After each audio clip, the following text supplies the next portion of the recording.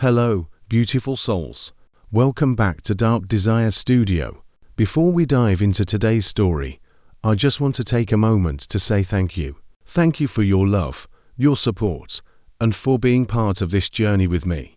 Grab a cup of tea, get comfy, and take a deep breath, because the story I'm about to share is one of love that defies expectations, patience that conquers doubt, and a devotion that refuses to see age as anything but a number.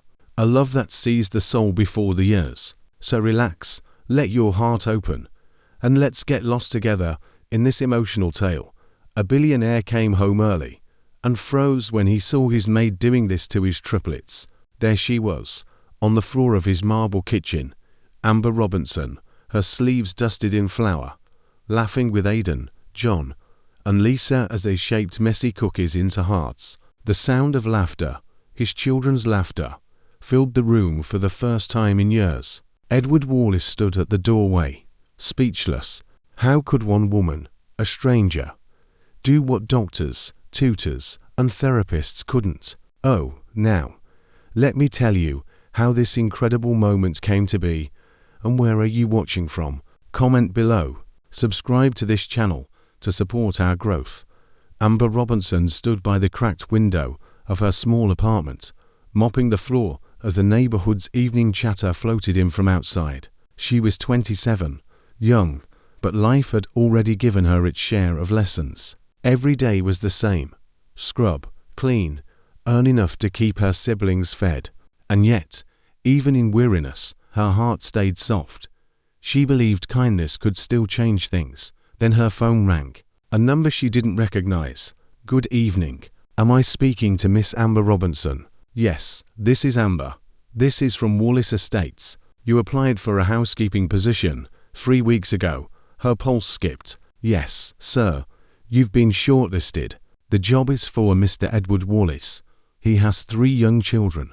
Live in, full-time. Are you available to start immediately? Amber gripped the mop handle, her breath catching. Yes, I am. When the call ended, she stood in stunned silence, then smiled through trembling lips. Lord, if this is where I'm meant to be, give me strength to bring light into that house. That night, Amber packed a small canvas bag, 3 dresses, a worn Bible, and a photograph of her mother. Her younger sister, Ruth, sat on the bed, folding the edges of a blouse that was more mended than whole. You're really going to work for that billionaire? Ruth asked, half awe, half fear. Amber smiled. Someone has to try. They say his children don't smile anymore. Ruth's eyes softened. Then maybe that's why it has to be you. Before dawn, their hands clasped in prayer. Ruth whispered, love melts stone faster than fire. Amber tucked the words in her heart like armor. By mid-morning, the taxi rolled into Victoria Island's polished silence. Tall gates rose before her like a verdict. Two guards stared as she stepped out, gripping her single bag. Inside, the air smelled of lemon polish and expensive emptiness. A man in a charcoal uniform, her in the foyer stern, precise. I'm Mr. Dwyer, head butler. You're the new maid? Yes, sir. He studied her plain shoes, her simple hair, the humility she carried like a badge. The children don't talk. Don't force them. Mr. Wallace values discretion above comfort. Do your work and stay out of sight. Amber nodded. Understood, sir. He led her through endless corridors, lined with portraits. Edward and Naomi on their wedding day, the babies in matching blankets. Then, suddenly, the pictures stopped. Bare walls. Silence thickened. At the study door, Dwyer tapped lightly. Sir, the new maid is here. Edward Wallace turned from the window. The first thing Amber noticed wasn't his tailored suit or his fame, it was the exhaustion behind his eyes. You've worked with children before? He asked. Yes, sir. At the children's home in Surrey. My children are different, I've heard, she said softly. But difference doesn't scare me.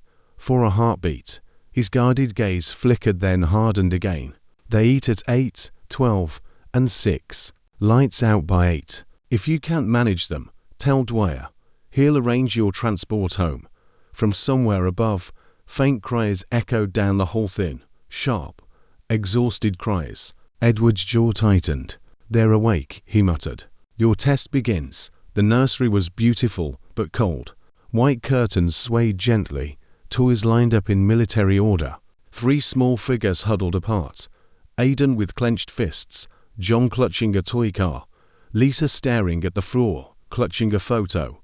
Amber stepped in quietly. "Hello, sweethearts." No answer. She didn't move closer. She knelt, cross-legged on the rug, and reached into her pocket. 3 crayons, red, blue, yellow, rolled onto the carpet. She began to draw a crooked sun, a stick family holding hands. Curiosity flickered. John peeked from behind his car. Lisa's small fingers reached out for the yellow crayon. Aidan frowned, suspicious, but didn't look away. Amber smiled. "You can make your own sun if you like." Minutes passed, soft as breath. The silence wasn't broken, it was transformed. From the doorway, unseen, Edward watched. The usual panic, the screaming, the rejection never came. Instead, his children were kneeling around the maid, coloring beside her in fragile peace. He should have turned away, but couldn't. Something inside him, something buried with Naomi, shifted faintly dot as twilight fell. Amber tidied the crayons, whispering a prayer under her breath. "Tomorrow, maybe we'll draw clouds."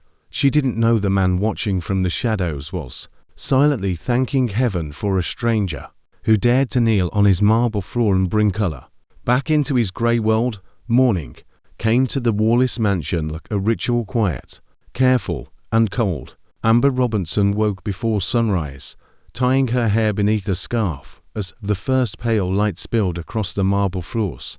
The air smelled of polish and distance. Somewhere upstairs, 3 children still slept behind doors that never opened without fear. She'd been in the house barely a week, but she already knew its rhythm, the echo of footsteps that never overlapped, the clink of silver trays at precise hours, the sigh of a place run by habit instead of heart. Everyone moved as if laughter were forbidden. Amber decided not to fight the rhythm, just to listen to it. Listen long enough, she believed, and even silence would tell her what it needed. Her first victories were quiet ones. Lisa stopped flinching when Amber entered the room. John began following her with his eyes, curious. Aidan, always the guard, still crossed his arms, but he no longer turned away. Amber never pushed. She hummed while she worked, left crayons on the rug, drew crooked animals on scraps of paper. One afternoon, Lisa crept close enough to color beside her, tracing Amber's sun with a trembling pink line. John joined in minutes later, adding a blue cloud. Aidan pretended not to care, yet his small hand reached for a green crayon. No words, just color. But it was the first time all 3 had shared the same page. That evening, Mr. Dwyer noticed the faint giggles from upstairs and frowned, confused. "The children are quieter," he told the cook later, adjusting his collar. "But it's a good quiet." Edward Wallace's nights had once belonged to business numbers, graphs, and expansion plans. Now, without quite realizing why, he found himself pausing in front of the security screens before bed. At first it was habit. Later it became something else. On the grainy feed, he watched Amber kneeling on the nursery carpet, carefully folding blankets as the triplets surrounded her with toys. She spoke softly, her words half prayer, half lullaby. The children didn't answer, but they watched her every move. He should have looked away, but he didn't. Instead of investor calls, he spent those midnight hours replaying short moments of peace. Lisa leaning on Amber's shoulder, John falling asleep mid-story, Aidan handing her a broken toy car. Each scene felt like proof that something impossible was happening. Life returning to his house. On the 6th night, thunder rolled outside, shaking the tall windows. The triplets huddled under blankets, eyes wide with fear. Amber lit a single lamp, its warm glow chasing shadows from the corners. "My little sister used to hate thunder too," she said softly. Her name was Ruthie. She said angels were bowling in the clouds. 3 small faces peeked out. Was she scared? Lisa asked in a whisper. Every time, Amber smiled, but she'd count the seconds between the thunder and the lightning. And when she reached 5, she'd laugh and say, "See, they missed." The children giggled. Amber's voice dropped. Ruthie got very sick one year. She went to sleep and didn't wake up. I was angry for a long time, but then I realized maybe the angels wanted her to keep score for them. Silence fell again, but it was softer this time, full, not empty. Lisa reached for Amber's hand and held it tight. Aidan didn't scold her for it. John whispered, "Did she win?" Amber smiled through the sting in her eyes. Every single time. That night, the storm faded and so did a little of the fear in their hearts. By week's end, the mansion felt different. The staff noticed it first, the triplets still quiet, but no longer withdrawn. The air less heavy, as if someone had opened a hidden window. Edward noticed too. His meetings felt longer, his office emptier. More than once, he caught himself glancing at the clock, wondering what was happening back home.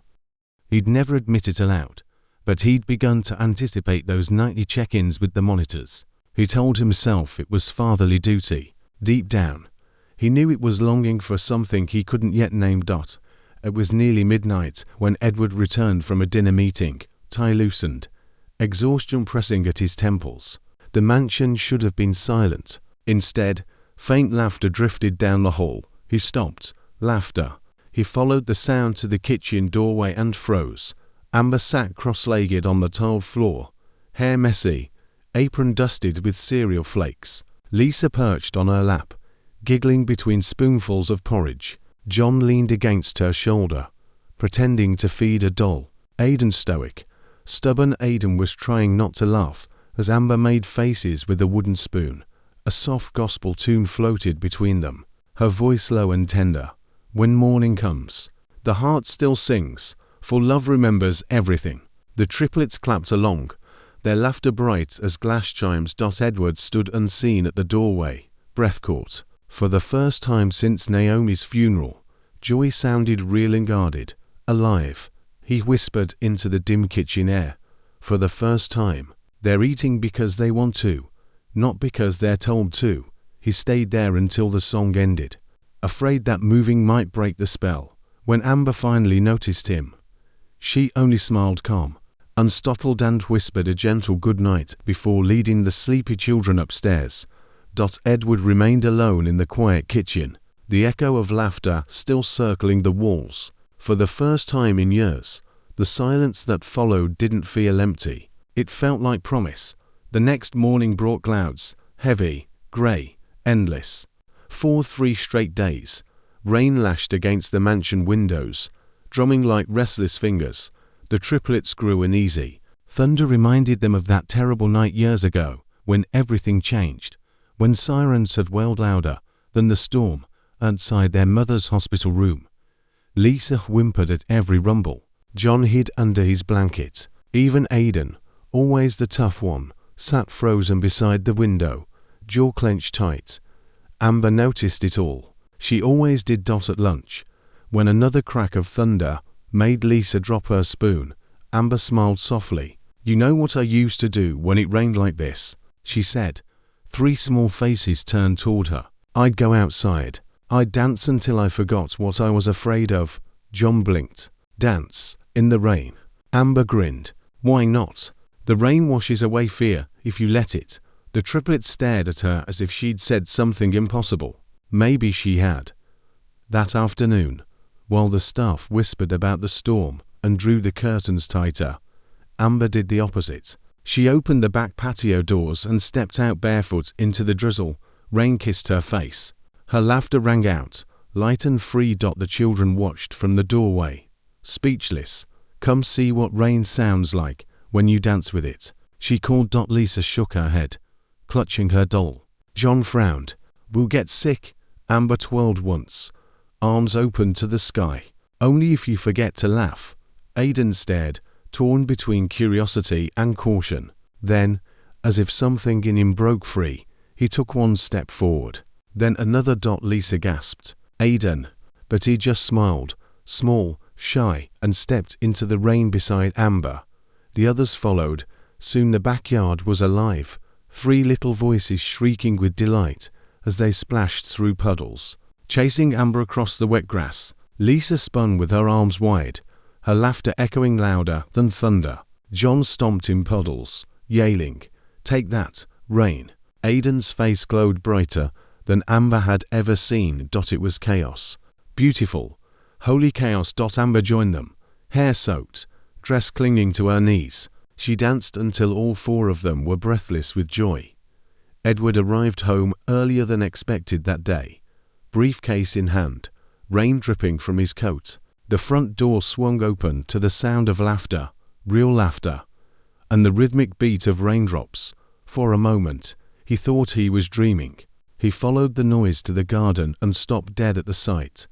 Amber was twirling in the rain, holding Lisa's hands, while John splashed water at Aidan with a stick. The children were soaked, laughing so hard they could barely breathe.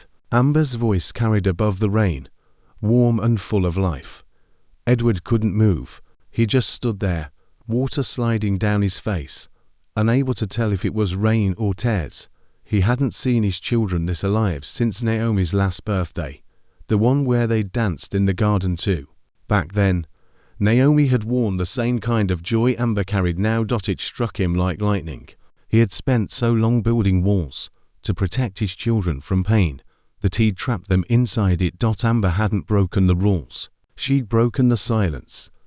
That evening, the rain softened into a mist. Amber wrapped the triplets in towels by the fireplace, drying their hair one by one.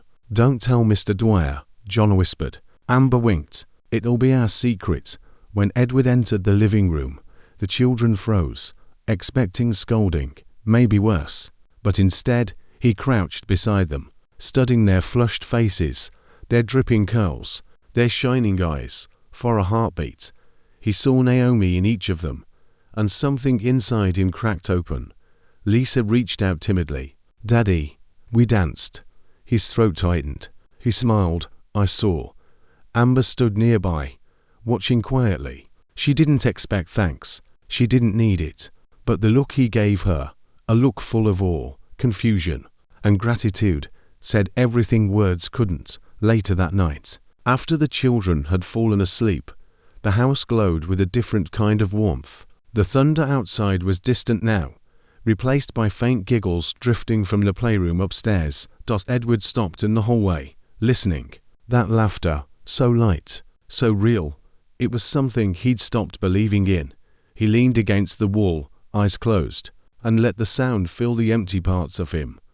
Amber appeared quietly behind him, carrying a towel and a small cup of tea. She noticed his distant gaze and smiled. "You'll catch a cold standing there, sir," she said softly. He turned, startled, half embarrassed. "I didn't want to interrupt," he murmured.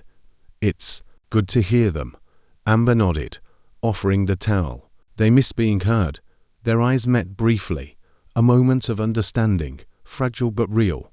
Then she stepped past him, heading toward the playroom, and Edward watched her go. Something in the air had changed, in the house, in his heart. For the first time in years, Edward Wallace didn't feel like a man mourning a home. He felt like a father coming back to one. Edward noticed the change, too, both around him and within. He had begun waking earlier, drawn not by business calls, but by faint giggles down the hall. He found himself staying longer at breakfast, watching the triplets chatter softly to Amber as she served them oatmeal. Amber was never loud, never demanding attention. Yet her calmness filled every space she entered. Her laughter wasn't forced. It came from somewhere honest, somewhere healed. He caught himself watching her along one morning as she braided Lisa's hair by the window, sunlight glinting on her dark curls. The sight stirred something he hadn't felt in years, something dangerous, something human. He looked away quickly. "Naomi," he thought. "I can't." But Naomi's smile was fading in his memory, and that thought hurt more than anything. That night, Edward sat alone in his study, staring at the photograph of his late wife. Naomi's eyes seemed to follow him, soft and forgiving. "Am I betraying you?" he whispered. The rain began again outside, tapping gently against the window pane, a sound that once brought comfort, but now felt like judgment. Amber's laughter drifted faintly from down the hall, mingled with the children's voices. For a moment, Edward imagined turning the doorknob and stepping into that warmth. But he didn't. He couldn't.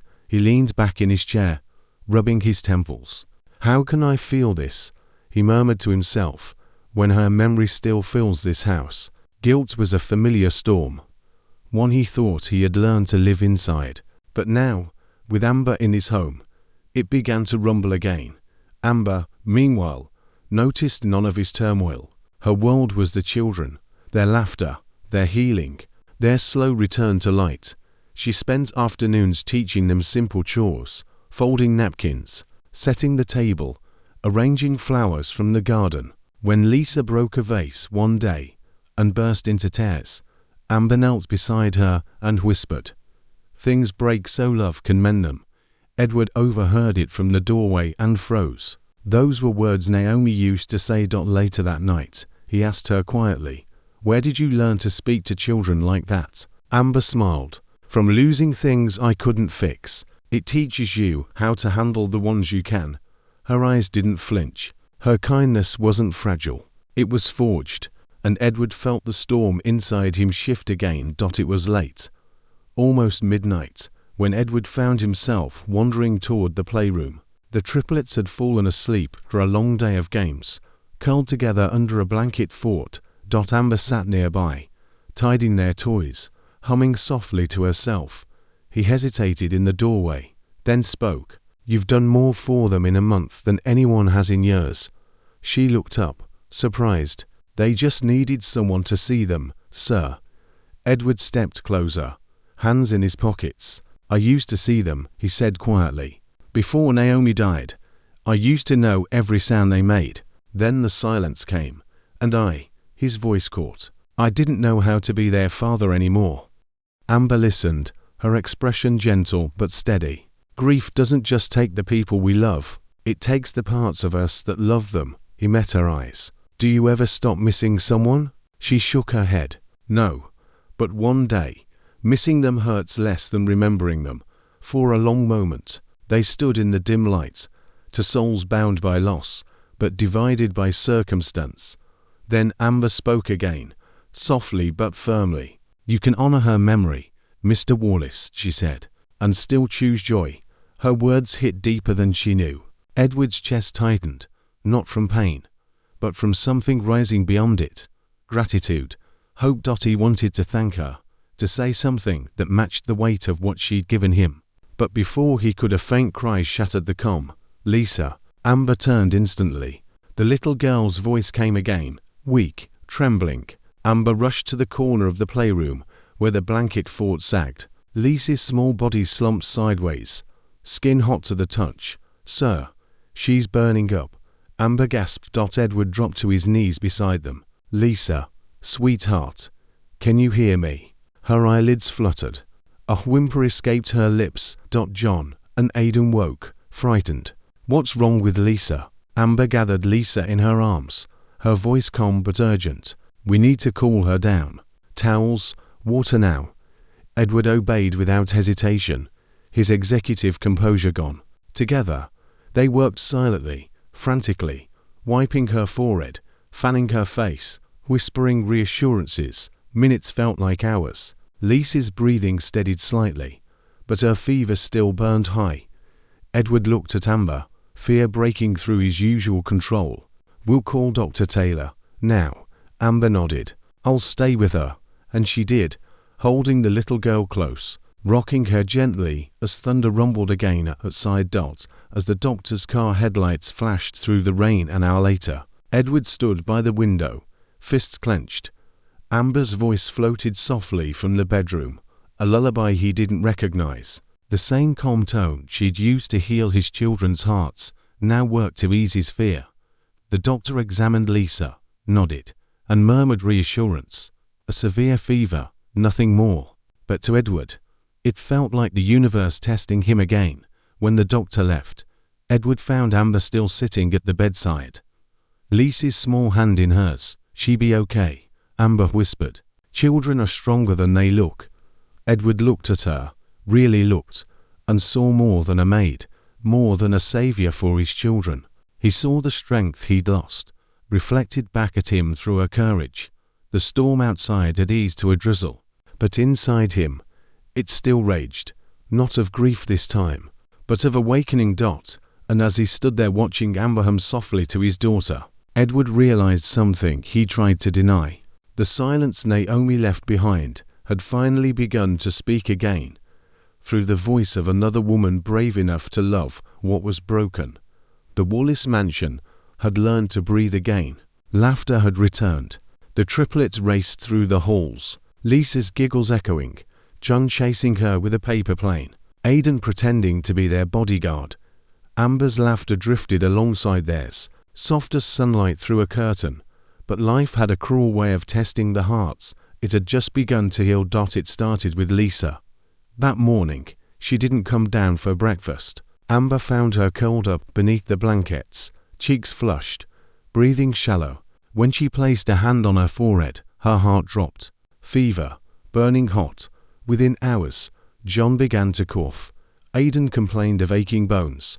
The laughter that had filled the house days ago vanished, replaced by the haunting sound of sick children's whimpers. Amber called the family doctor immediately.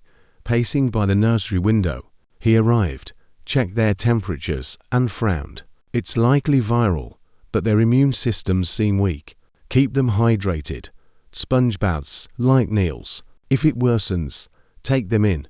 By evening, it worsened. Lisa's fever climbed higher. John vomited. Aidan wouldn't wake easily. Panic clawed at Amber's chest. She tried calling Edward. Tokyo answered with silence. His phone switched off, the time difference swallowing her voice. She left messages. Sir, the children are unwell. Please call me as soon as you can. Then she whispered a prayer, the same one she'd said since she first arrived. Lord, help me do what's right. By midnight, Lisa's body trembled violently with chills. John's breathing turned shallow, and Aidan's skin burned with heat. Amber's instincts took over. She wrapped them in blankets, one by one, carried them to the car with the help of Mr. Dwyer. Shouldn't we wait for Mr. Wallace's orders? He asked, panic in his voice. Amber shook her head firmly. They don't need orders. They need help. The butler hesitated, then nodded. I'll drive. Rain poured as they sped through the empty streets. The city lights blurred against the windshield, thunder rumbling like the sky itself was afraid. Amber sat in the back seat, cradling Lisa, whispering lullabies over the hum of the storm. It's okay, sweetheart. You're safe. Just breathe for me. Okay. Lisa whimpered weakly, clinging to Amber's sleeve. When they reached St. Matthew's Hospital, Amber rushed them inside, explaining everything through tears. Doctors and nurses swarmed in, checking vitals, inserting IVs, calling for pediatric specialists. The sterile smell of disinfectant filled her lungs as fear pressed against her ribs. All she could do now was wait and pray. Hospitals had their own kind of silence, heavier than grief, sharper than fear. Amber sat beside the children's beds, her clothes damp, eyes red from exhaustion. She refused to leave. She sang softly between sobs, her voice cracking but steady. When morning comes, the heart still sings. Sometimes the children stirred, sometimes they only moaned. Each breath felt like a gift. She was terrified to lose. Nurses offered her coffee. She shook her head. Not until they're better. Mr. Dwyer went home briefly, promising to keep trying Edward's number. The media had begun circling by morning, word spreading that Edward Wallace's children had been rushed to the hospital under the care of a maid. Amber didn't care about headlines. She cared about Aidan's breathing, Lisa's trembling, John's fever that refused to break. On the second night, she folded her hands and prayed aloud. God, I know I'm just one person, but please, don't let them suffer for their father's distance. Don't let me fail them. Tears fell freely, pooling on her hands. But she didn't stop praying. The next evening, the sound of footsteps thundered through the hospital corridor. Security guards, assistants, reporters, all trailing a man whose face was a storm. Edward Wallace. He had flown home on the earliest flight, after hearing half a story through panicked calls from his staff. Cameras flashed outside as he shoved through the doors, eyes burning with terror and anger. Where are they? He barked to the nurse. Room 212, sir. He strode down the hall, threw open the door and froze. Amber sat beside Aiden's bed, head bowed, one hand gripping the boy's tiny fingers. Her eyes were swollen, her skin pale from two sleepless nights. The triplets slept beneath soft white sheets, IV lines glowing under the dim light. Edward's voice came out rough, trembling. "You should have called me." Amber looked up, startled, her voice barely above a whisper. "I did." "Then why?" "Because they needed me here more than you needed to know." The words hit him harder than any accusation. His anger faltered. The air between them thickened with emotion, the only sound the faint rhythm of beeping monitors. He saw the exhaustion in her eyes, the desperation, the faith, the love. She hadn't left their side, not for a second, while he'd been chasing deals across oceans. This woman had been fighting for his children's lives. His breath caught, his voice breaking. "Amber," her tears spilled quietly. "They're going to be fine, sir. The doctor said the fever's breaking." Edward moved closer, his knees almost giving way as he reached for Lisa's small hand. The warmth there broke him completely. For the first time since Naomi's death, he cried. Raw, unguarded tears that fell freely. They sat together in silence for a long time. The storm outside had softened into gentle rain. Amber hummed softly again, that same lullaby he'd once heard through a monitor, the one that had brought laughter back into his home. Edward closed his eyes, letting the sound wash over him. He realized then that she wasn't just caring for his children. She was carrying their hearts. And his doubts when he finally spoke. His voice was low, almost reverent. "You didn't just save them," he said. "You saved me too." Amber blinked, tears gathering again. But this time they were lighter. "I only did what anyone would do," she whispered. "No," he said gently. "No one else ever did." By morning, Lisa's fever broke. John was sitting up, half smiling at the nurses. Aiden mumbled something about pancakes. The color was slowly returning to their cheeks. Amber smiled through her exhaustion, brushing hair from their foreheads. Edward stood behind her, quiet and grateful, watching the woman who had refused to give up when everyone else had failed. Outside, sunlight finally pierced through the grey clouds. Inside, Edward Wallace felt something else break. The last wall around his heart. The morning light streamed softly through the hospital blinds. For the first time in days, it wasn't cold or grey. It was golden, alive, full of quiet promise. Edward Wallace stood by the window, his gaze fixed on the three small figures sleeping peacefully in their beds. The triplets, his triplets, looked angelic, their faces flushed but calm. The 4 drips beside them beeped steadily, the sound now strangely comforting. He hadn't slept. He hadn't needed to. He'd sat awake through the night, watching them breathe, afraid that if he closed his eyes, the moment might vanish like a dream. Beside him, Amber stirred in a chair, her head resting against the wall. Her hair was messy, her eyes ringed with exhaustion. Yet there was something serene in her expression, peace after battle. Edward looked at her for a long moment, quiet or filling his chest. This woman, who had entered his home as a maid, had done what he, a billionaire with every resource, could not. She had fought for his family when he'd been too lost to try. The triplets were discharged 2 days later, laughter returning in cautious bursts as they clutched their stuffed toys on the drive home. Amber sat in the back seat with them, Lisa leaning against her, John dozing on her shoulder, Aiden tracing his finger across the window. Edward drove, the wipers swishing gently against a clear sky. Every few miles, he caught glimpses of them in the rear-view mirror. Amber humming softly, the children smiling sleepily, and something inside him twisted with gratitude and regret. When they arrived at the mansion, the staff lined up at the door, relieved to see their young masters alive and smiling. Mr. Dwyer, ever stoic, cleared his throat, his voice thick with emotion. "Welcome home, little ones." The house felt different, warmer somehow, even before they stepped inside, as if the children's laughter had left a light behind that no grief could dim again. The next few days passed slowly, filled with healing and new rhythms. The children were still weak, but their spirits were stronger than ever. Amber moved through the house like quiet sunlight, tending to them with gentle patience. Edward watched, sometimes from the doorway, sometimes up close, as she guided them through small victories, eating without help, brushing their hair, laughing without fear. He wanted to help, but didn't know how. Years of distance had built a wall between him and his own children, one he wasn't sure he could climb. One morning, he found Amber in the kitchen, teaching Lisa how to stir pancake batter.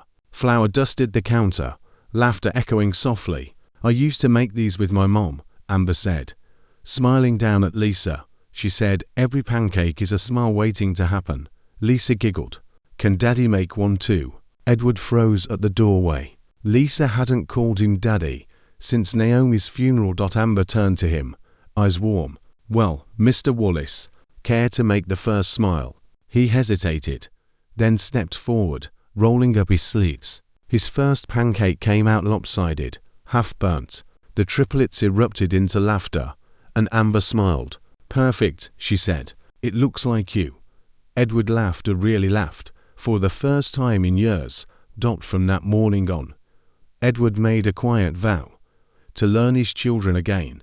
Amber guided him in small, simple ways. She showed him how Lisa liked her hair tied with a pink ribbon, how John preferred stories with dragons, how Aidan only slept soundly if someone left the light on low. Children don't need perfection, Mr. Wallace, Amber told him one evening as they tidied the playroom together. They just need presence. He looked at her, really looked. "I've been gone too long. Then be here now," she said simply, and he did. He joined them for breakfast instead of meetings. He read bedtime stories, tripping over silly voices until they laughed. He learned to hold his children again, to listen, to play. The staff began whispering it first. The boss smiles now. Then the city noticed. Tabloids replaced headlines about his business with photos of him walking hand in hand with his kids. For once, Edward didn't care. Let them talk. His family was alive again. One warm afternoon, Amber took the triplets out to the garden. Buckets, small watering cans, and a long hose lay scattered across the grass. "Who's ready for a water fight?" she declared. 3 cheers erupted. Edward, watching from the balcony, shook his head in amusement until Aidan spotted him. "Daddy," Aidan yelled, "you're on Amber's team." "Wait, what?" But it was too late. Amber grinned, pointing the hose. "You heard him, sir." A moment later, cold water splashed across his shirt. The children shrieked with laughter. He grabbed the hose, pretending outrage, and sprayed back. Amber squealed, ducking behind Lisa. John charged forward, waving a plastic bucket. The air filled with laughter, water, and sunlight. Edward's laughter mixed with theirs, free, unguarded, unburdened. For the first time, he wasn't watching joy happen. He was part of it. When they finally collapsed in the grass, soaked and breathless, he turned to Amber, smiling. "Remind me to never underestimate you again." She laughed softly. "I'll put it on your calendar." By evening, however, laughter gave way to whispers. The media had caught on. Photos of Edward and Amber laughing together in the garden appeared online under cruel headlines. "Billionaire's maid or secret mistress." Edward Wallace's new obsession. The news spread fast. Paparazzi appeared outside the mansion gates. Mr. Dwyer warned him, "Sir, the press is circling again. They're questioning Miss Robinson's role here." Amber tried to brush it off, but Edward saw the worrying in her eyes. "I never wanted this attention," she said quietly that night as they cleared the kitchen. "You didn't do anything wrong," he said firmly. "I'll handle it." And he did. The next morning, he stood before the cameras outside the gate, the world watching. "My children are alive and smiling today because of one woman," he said. "Her name is Amber Robinson. She's not my scandal. She's my family." The world fell silent. But inside, Amber's heart wavered. The attention, the rumors, the cameras.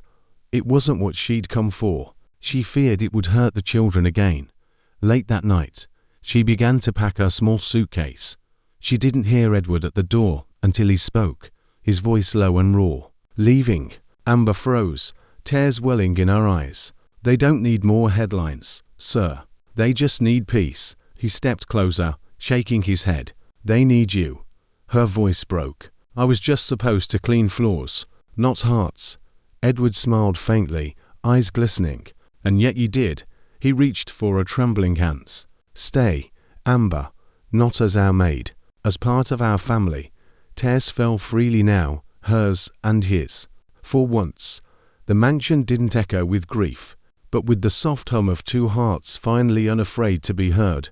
The night was quiet again in the Wallace mansion, but this time, it wasn't the old, heavy quiet of grief. It was peace. Soft rain tapped against the windows. The lamps glowed gold. From upstairs came the faint sound of three children dreaming safely.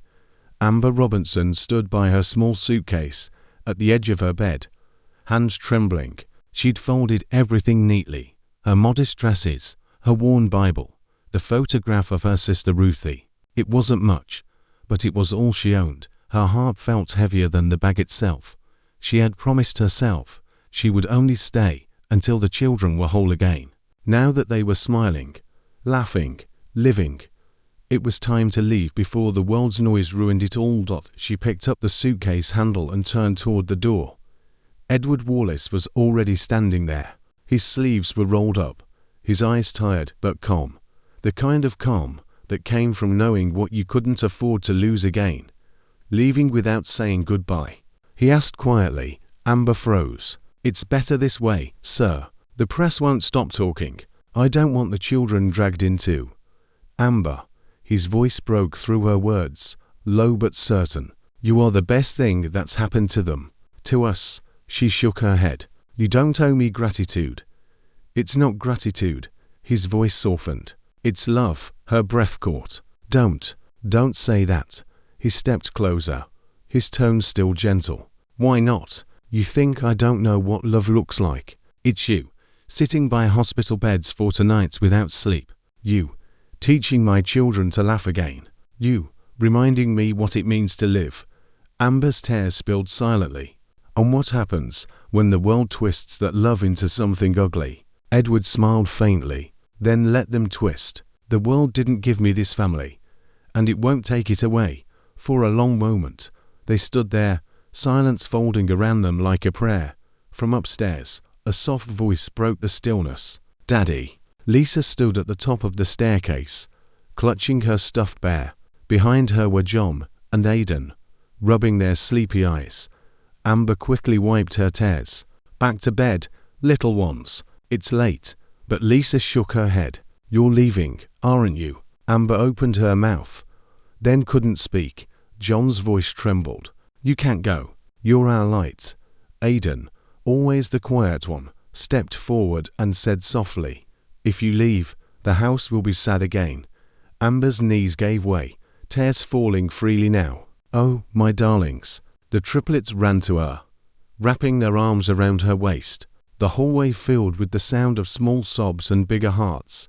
Edward watched, his own eyes wet, his hands clenched helplessly at his sides. Finally, he knelt beside them. Amber isn't going anywhere, he said, voice breaking. Not if she stay. The children turned to her, eyes wide with hope. Amber pressed a trembling hand to her chest. If you'll have me. Lisa nodded fiercely. We already do. By dawn, the mansion was alive again. The triplets had fallen back asleep, still clutching Amber's hands as if afraid she'd vanish. Edward stood at the doorway watching her. The woman who had quietly mended 4 broken hearts, he whispered. You came to clean my house, Amber, but you cleaned my heart instead. Amber turned, smiling through her tears. Then I guess we're both healed. He took a hesitant step forward. Stay, not as our maid, as part of our family.